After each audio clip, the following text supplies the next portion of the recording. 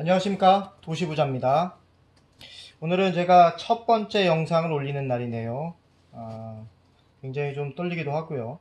어쨌든 도시에서 부자로 살기 위해서 우리가 뭘 준비해야 될지 그런 부분들을 여러분하고 같이 이제 공유해 보도록 하겠습니다. 오늘은 이제 가장 봄, 이사철에 가장 가까워지는 계절이죠. 그러다 보니까 이사라는 게 이제 제일 핫한 키워드가 될 겁니다. 그래서 이사할 때 우리가 꼭 체크해야 될 거, 특히 이제 전세나 월세 이렇게 임차인 입장에서 반드시 우리가 점검해 두어야 될 게 뭐가 있는지 이런 부분들을 중점적으로 이제 살펴보도록 하겠습니다. 가장 제일 이사와 관련해서 우리가 많이 생각하고 있는 게 전세가 됐든 월세가 됐든 우리가 흔히 이제 우리가 신경을 써야 될 게 이제 주택임대차 보호법입니다.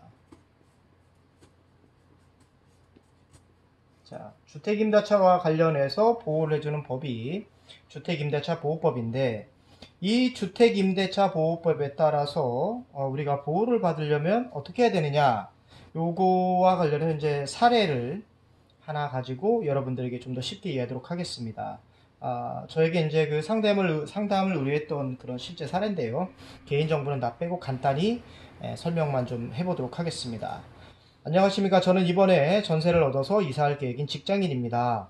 그런데 이사할 집에 융자가 있어서 걱정이 됩니다. 전셋집이 많지 않은 상태에서 미리 전셋집을 구하다 보니까 가격도 맞고 그래서 이런 집을 구하려고 하는데 집에 좀 융자가 있다고 합니다. 그랬을 때 어떤 사람들은 집에 미리 전입신고를 해두면 좀 안전하다, 좀 괜찮다, 이런 이야기를 하는 사람들이 있습니다. 정말 그런 것인지 궁금합니다. 또 어떻게 전세 등기를 하는 것이 좀 더 현명한 방법이 될지, 꼭 전세 등기를 해야만 하는지 궁금해서 상담을 신청합니다.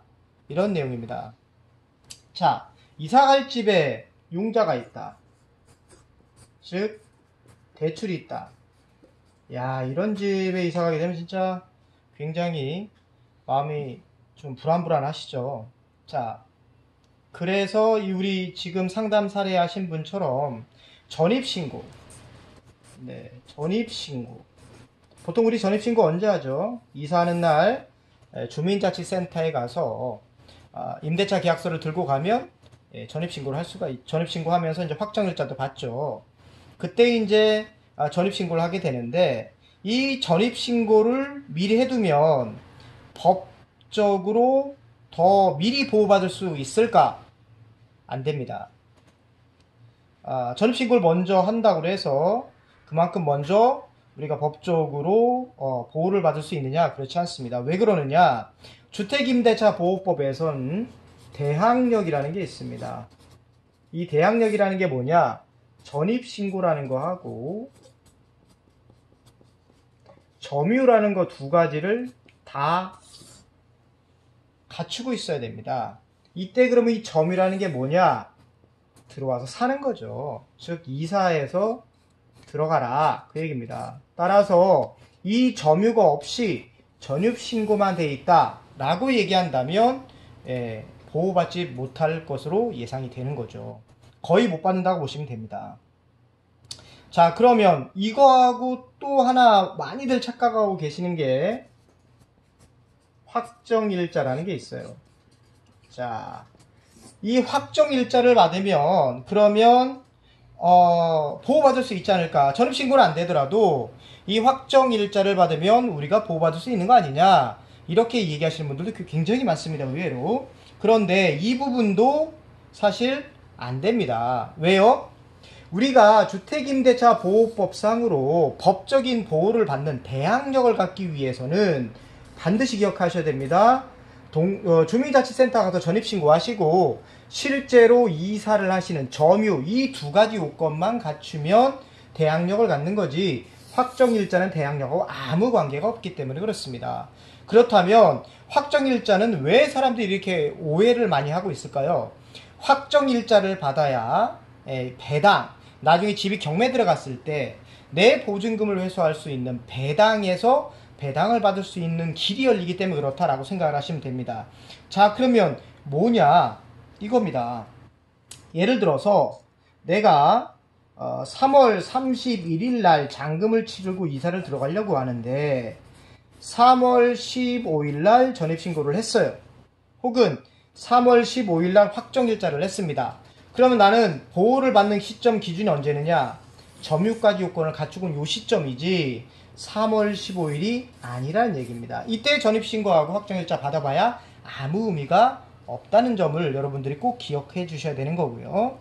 그 다음에 그렇다면 확정일자는 왜 중요하냐? 자, 확정일자는 전입신고하고 점유요건을 갖추면서 계약서상에 부여받는 겁니다. 이 계약서상에 부여를 받을 때 만약에 여기에 이 집에 들어가는 사례의 상담자분이 주택임대차 보호법상 보호를 받는 소액임차인이라는 게 있어요. 보증금액이 일정 수준 이하일 때는 이분들이 경매를 당하면 말 그대로 길거리에 난져야 되는 상황이 올 수가 있거든요.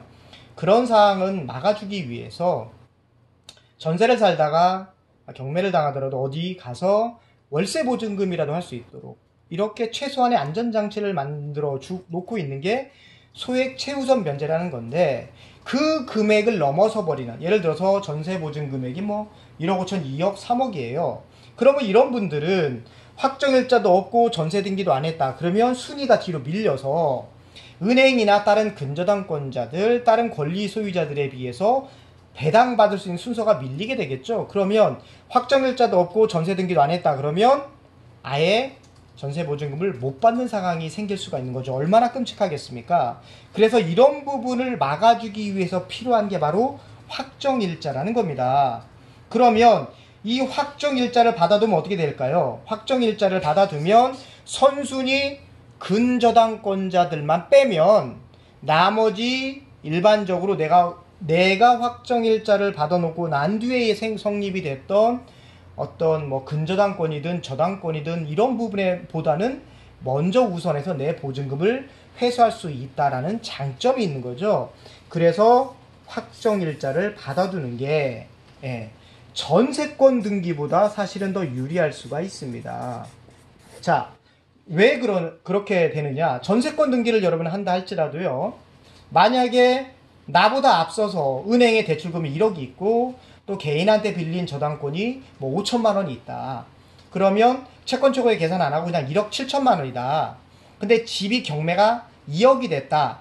그리고 나서 내가 전세권을, 내가 예를 들어서 전세를 1억이 들어가 있다. 그러면 3천만 원밖에 남는 돈이 없잖아요. 그러면 나는 전세권 등기를 해놨다 할지라도 3천만 원 밖에 못 받는 거죠. 이론적으로 최대 금액은. 그렇기 때문에 전세권을 하나, 확정일자를 하나, 뭐 더 보호받는 거다. 그렇진 않습니다. 오히려 확정일자가 더 강력한 효력이 있다라고 이렇게 말씀을 드릴 수가 있겠는데요. 그러면 확정일자를 받게 되면 이로운 점이 뭐냐? 첫째, 비용 면에서 확정일자를 받는 게, 비용 측면에서 확정일자가 훨씬 유리합니다. 자, 전세권은 수십만 원이 소요되겠죠. 근데 확정일자는요, 우리가 주민자치센터에 전입신고하러 갈 때 계약서 가지고 가면 공짜입니다. 그리고 다른데 뭐 공증사무소나 등기소 가도 몇천 원 수준에서 해결할 수가 있죠. 금액면이라는 점에서 보면 비교할 수가 없다. 이 정도는 굉장히 유리한 거다라고 볼 수가 있겠고요.